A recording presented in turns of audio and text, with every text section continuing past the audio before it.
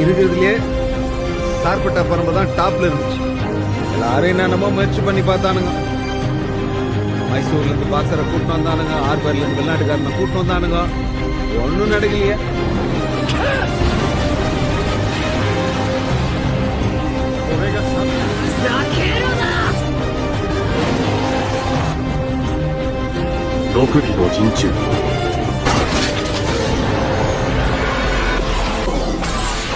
இருக்கிறதுலே top class ஃபைட்டர்னா நானு, உங்க அப்பா, ராம மாமன் பேர்னா முன்சாமி, அப்புறம் முத்து, பீடி ராயப்பன், ஏன் நம்ம டாடி சந்தியான ஃபைட்டர்பா.